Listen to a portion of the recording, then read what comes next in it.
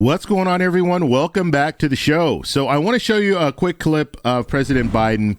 He was just speaking about an hour ago, and he was talking about inflation. So this is very, very important. And I keep going back to the whole situation that we're in right now when it comes to the inflation, when it comes to the war in Ukraine and money going over to Ukraine. And I mean, there are a lot of different things that are going on right now. We're looking at the stock market take a dive because of a lot of the stuff that's going on in our economy.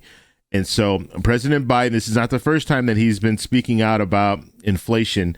And that shows you that the White House right now knows that this is a serious problem. And so President Biden is trying to comfort the American people and investors, because investors are getting a little nervous right now. Okay. And you might think, well, that the investors, I'm not an investor, but most of us are investors. If you're working and you have a 401k or 457 or some type of retirement plan, guess what? Your money's being invested, and your money being invested in the stock market right now is not doing well. You're losing money. I just checked my investments this morning and it's not good. It doesn't look good. And so I want to play this clip, and then after this clip, then we'll talk a little bit about it. But first off, on this channel, we talk about retirement. We talk about Social Security. We talk about what's going on in Washington, D.C., and we also talk about financial news. If that sounds like something interesting to you, please subscribe to the channel and hit that little bell notification. That way you get notified anytime we put out a video. And like always, if you see my name and a picture of me in the comment section, make sure you see a check mark next to my name. That check mark signifies that it's me. If you do not see that check mark, it's not me. It's someone trying to impersonate me. Okay, so I want to take a look and a listen to this. Now, he had a speech, so he spoke before, and then he had reporters ask him some questions. That's the good stuff. That's where it's really coming from him. It's not coming from a speech that one of his speechwriters wrote. Okay, so we're going to go ahead and take a look and listen. Here we go. Mr. President, why do you believe so many Americans believe that your administration is not doing enough to combat inflation? And do you believe that you and your administration bear some measure of responsibility for the inflation that we're seeing across the country? First is we're in power. That's the first thing. And you justifiably right, we control all three branches of government. Well, we don't really. We have 50-50 in the Senate. You need 60 votes to get major things done. I've been pushing the things I've been proposing here, and you've heard me speak to today since I got in office. And I need to get 60 votes to be able to even pass them. Number one. Number two. Okay, so I want to just cut in real quick. When it comes to controlling the Senate, controlling the House, and controlling the presidency, so they control the presidency, obviously, and I say they, I'm talking about the Democrats, and then they control the House, and Speaker Pelosi has a pretty good grasp of the House. Like, she can get things done. Now, when it comes to the Senate, you heard him say 50-50, and you have the tiebreaker, who is the Vice President, Kamala Harris. And so they control the Senate.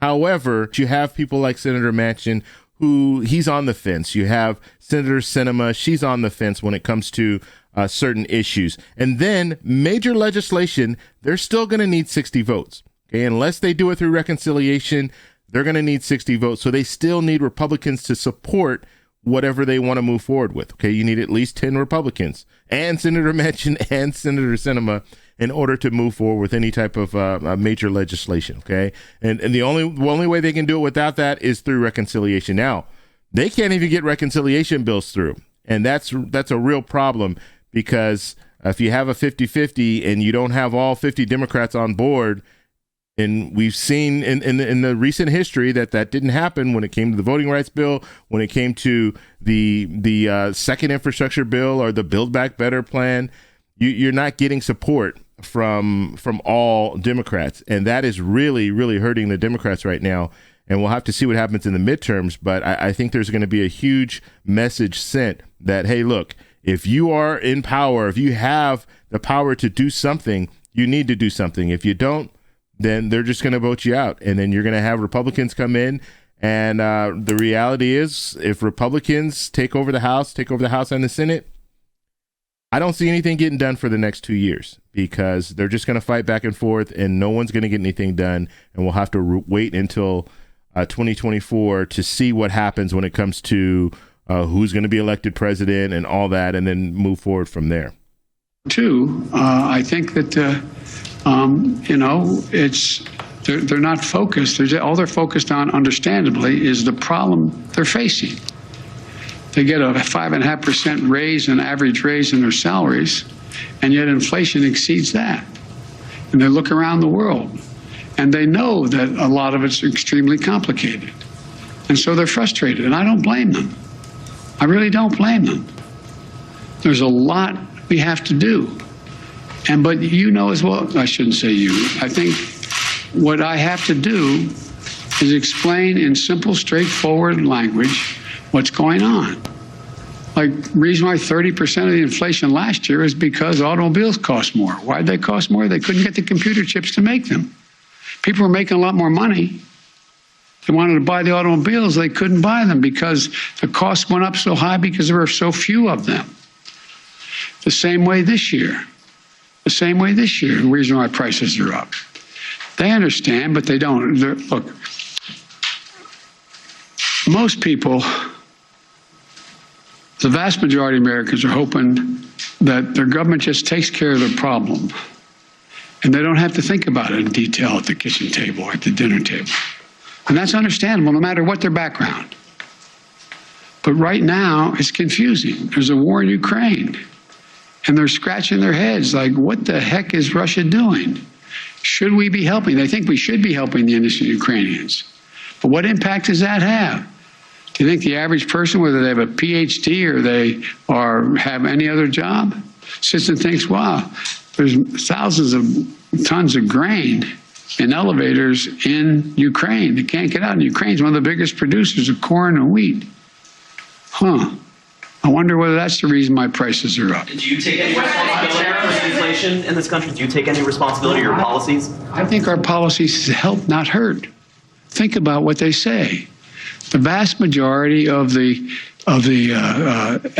economists think that this is going to be a real tough problem to solve, but it's not because of spending. We brought down the deficit. The bottom line is, how much does America owe? How much in the hole are we going? We're reducing that. Okay, so that was President Biden. I just wanted to play that short little clip, that exchange between the reporter and President Biden and how he responded. It goes on, and they ask him some more questions. But when it comes down to it, that's the meat of what's going on when it comes to inflation. Now, President Biden said he thinks that his policies are best for the American people, right? Now, we do know some of his policy. We know what his plan is when it comes to moving forward. The problem is on the other side, Republicans have not put forward a plan, and the only plan that they put forward is Senator Scott's plan, and that's not being endorsed by the minority leader, Mitch McConnell. And so we don't really have a blueprint when it comes to what Republicans want to do to fight inflation and to fight all the issues that are going on right now when it comes to our economy. And so because of that, we're going to have a lot of people going to the polls in November not knowing exactly what's going on as far as what being able to compare the plans.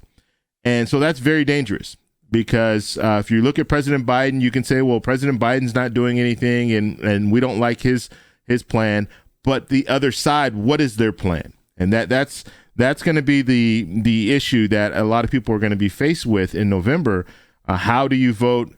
How do you vote for someone if they don't put forward what their plan is? Every time when we look at the presidency, usually you're going to have a president that's going to come out with a plan. You might like his or her plan, or you don't like his or her plan, but they're going to come with a platform and let you know, hey, this is what we want to do, and this is how we want to do it.